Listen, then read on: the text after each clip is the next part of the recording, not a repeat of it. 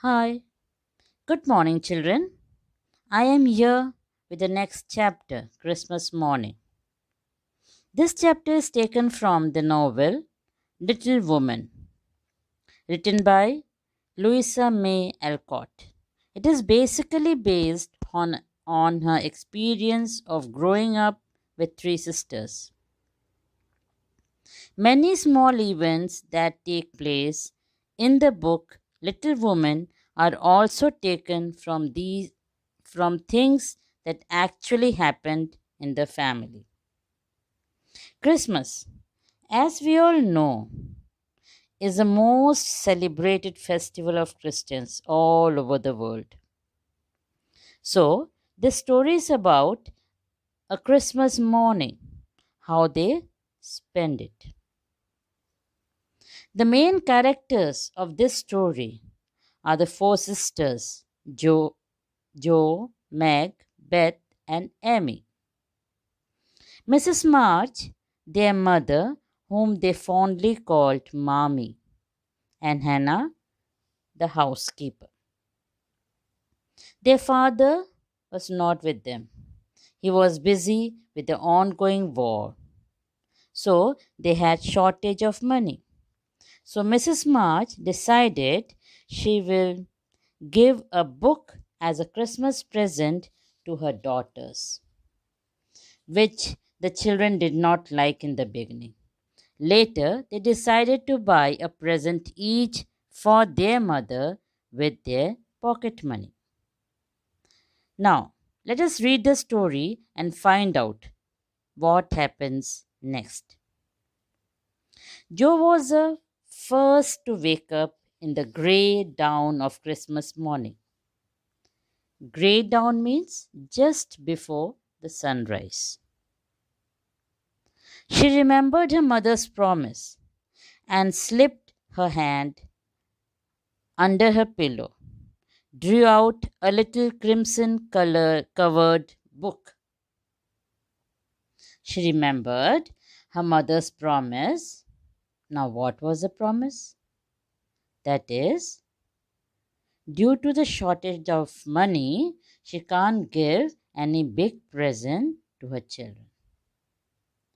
But she promises that they would find a book under their pillow in the Christmas morning. She remembered that and put her hand under her pillow and found a crimson colored book. She woke up Meg with a Merry Christmas and told her to see what was under her pillow. There was a green book with the same picture inside and a few words written by their mother, which made their one present very precious in their eyes. So, after she woke up Meg, wishing a Merry Christmas, and told her to check what is under her pillow, there was a green book with same pictures and few words written by their mother. So presently, Beth and Emmy also woke up and found their little books, one dove colored, the other blue, and all sat looking and talking about them, while the east grew rosy with the coming day. So by that time, Beth and Emmy also woke up and found their presents under the pillow. They started looking and talking about the present. Meanwhile, the sun became rose colored, and then it was the beautiful Christmas morning. Where is mother? Asked Meg, as she and Joe ran down to the kitchen to thank their mother for their gifts. Half an hour later. So, children, searching for her mother Meg and Joe ran down to the kitchen to thank her for the Christmas presents or the Christmas gifts. Some poor person came asking for help, said Hannah, and your ma went straight off to see what was needed. Means Hannah, the housekeeper, said she has gone to meet a poor family, as a poor person had come asking for some help. Hannah, the housekeeper, had lived with them since Meg was born and was now part of their family. So, children, Hannah is the housekeeper, but now she's like the part of their family, like a friend, as she's living with them since Meg was born. And she looks after everyone and everything very nicely. She'll be back soon, I think. So fry your cakes and have everything ready, said Meg. Looking over the presents, which were collected in a basket and kept under the sofa, ready to be presented to their mother at the proper time. So now what Meg is saying, Meg is instructing Hannah to fry the cakes and keep everything ready before their mother comes back after meeting that poor family.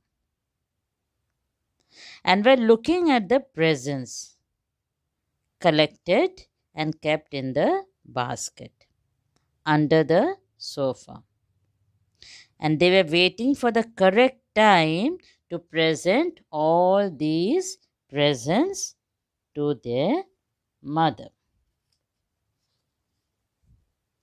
Joe was dancing about the room to take the first stiffness off new slippers that she had got for their mother. Beth had marked a handkerchief for her and picked her a beautiful rose from the garden.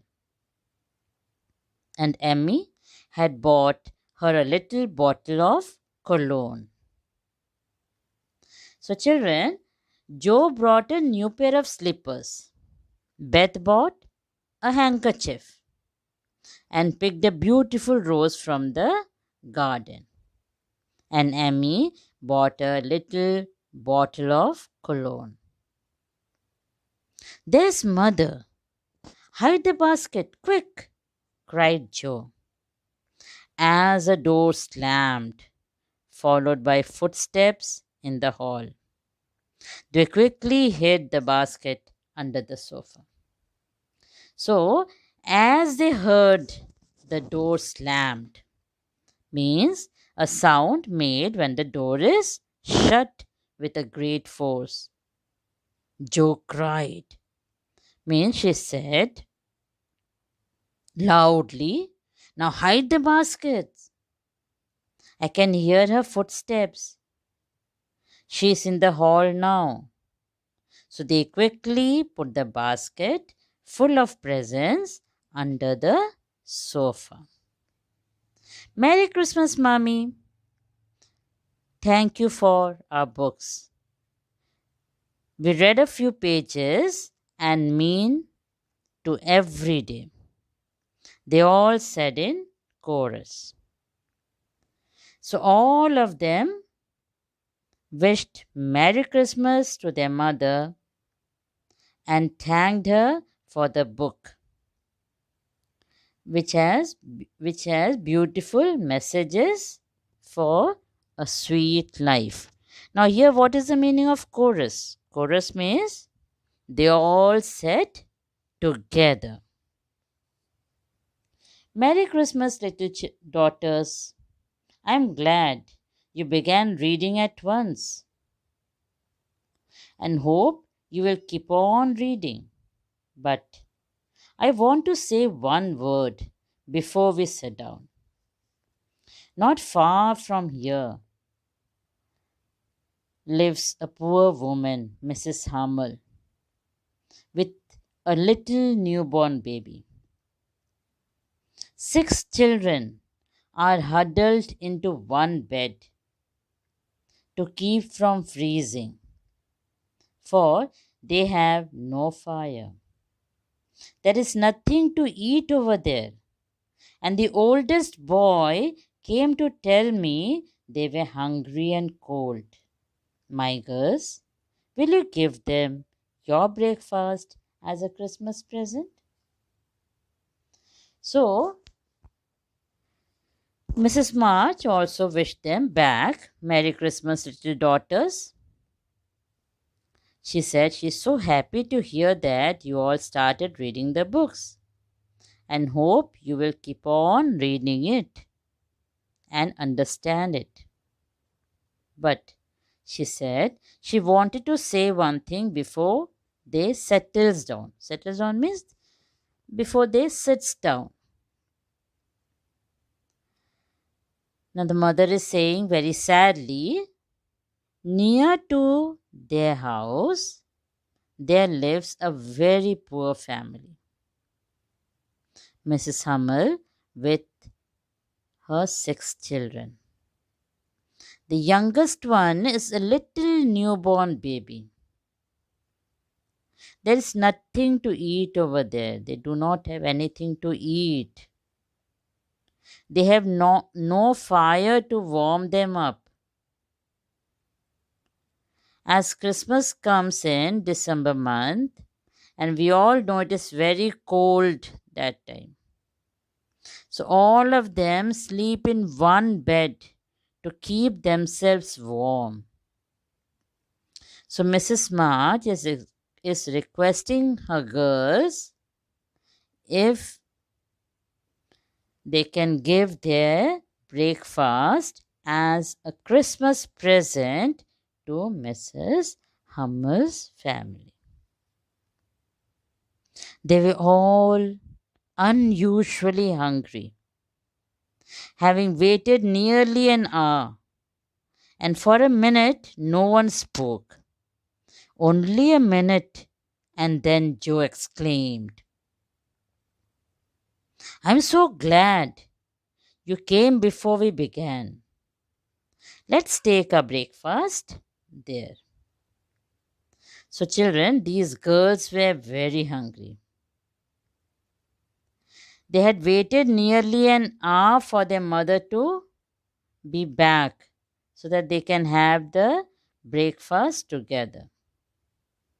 And of course, Hannah had prepared nice breakfast, because of which they felt very hungry. So, when Mrs. March asked, all of them was quiet for a minute. No one spoke. And then Joe suddenly shouted that she's so glad that you asked before they started their breakfast. So now let us take a breakfast there. So the children were ready to give their breakfast to the Hummel family. May I go and help carry the things to the poor little children? Asked Beth eagerly. I shall take the muffins, added Amy, heroically giving up the article she most liked. Meg was already covering the buckwheats and piling the bread into one plate.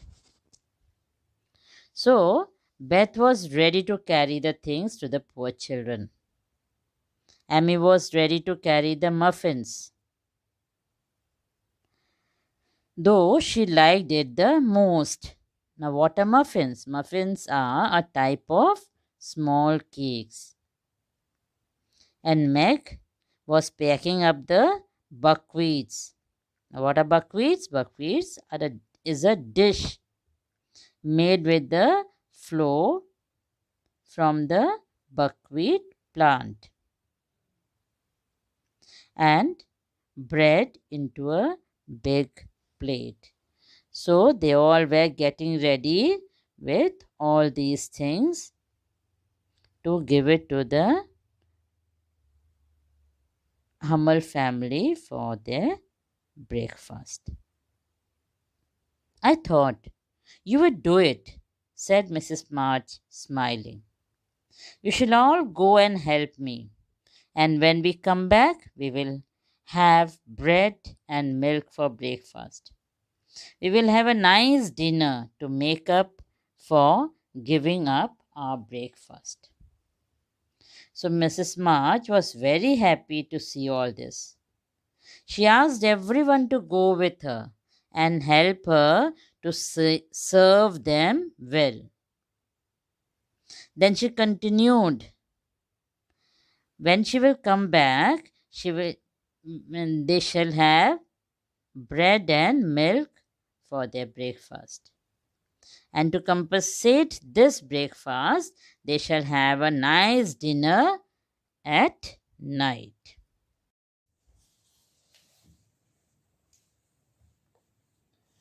They were soon ready,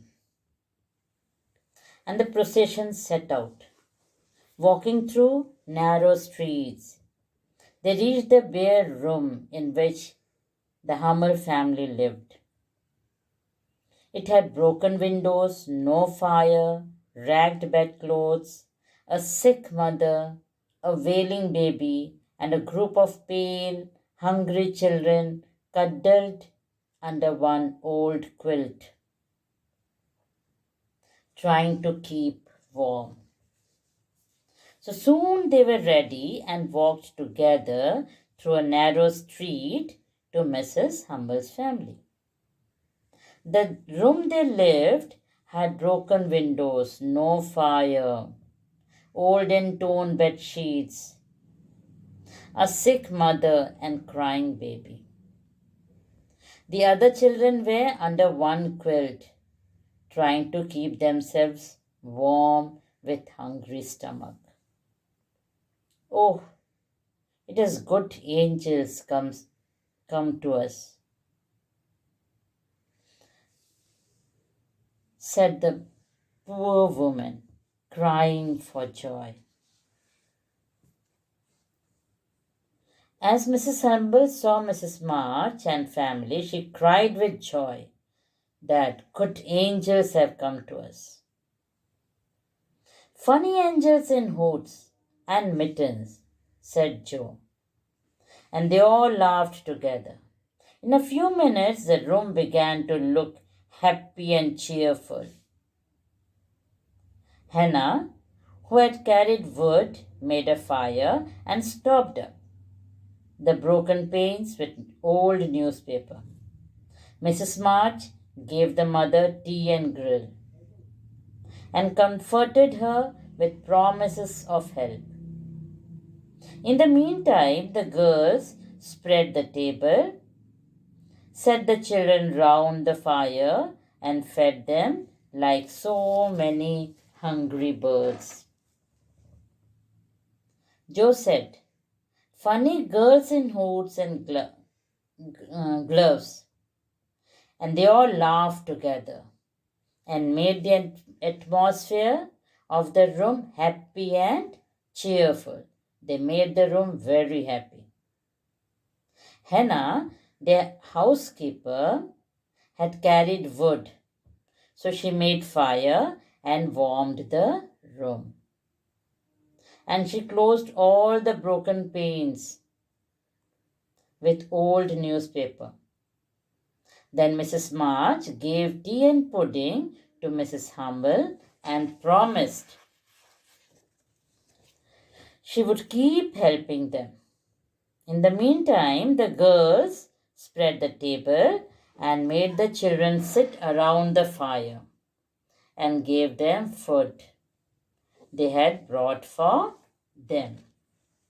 This is good, said the children, as they ate and warmed their hands in front of the fire. So the children enjoyed the food and warmed their hands in front of the fire.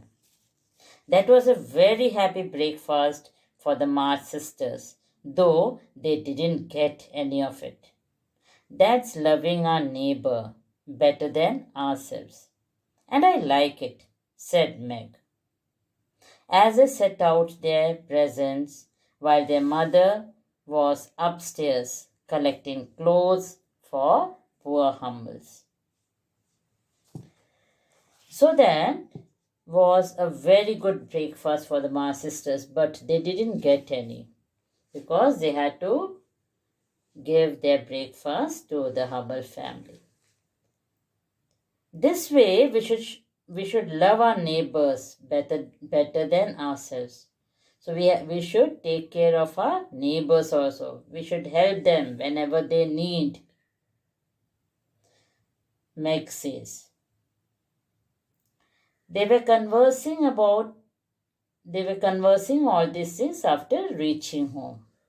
And their mother, she was upstairs and she was taking out their old clothes, collecting the old clothes to give to the poor Hummel family. While the girls, they were setting up the presents that they had brought for their mother and to give it to her. She's coming.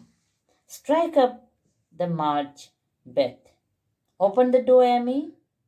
3 cheers for Mommy, cried Joe, dancing about while Meg went to conduct Mother to the seat of honor.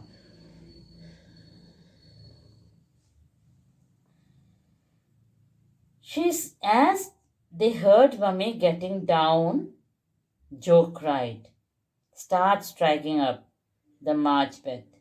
And open the door, Amy.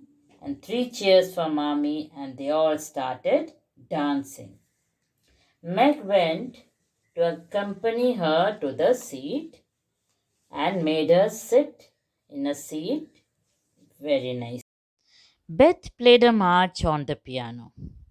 Amy threw open the door, and Meg gave Mrs. March a grand escort to her seat. Mrs. March was both surprised and touched, and smiled with her eyes full as she examined her presents and read the little notes which accompanied them. The slippers went on at once. A new handkerchief was slipped into her pocket, well scented with Amy's cologne. A rose was fastened in her hat, and a nice pair of gloves fitted perfectly. So Beth played the piano.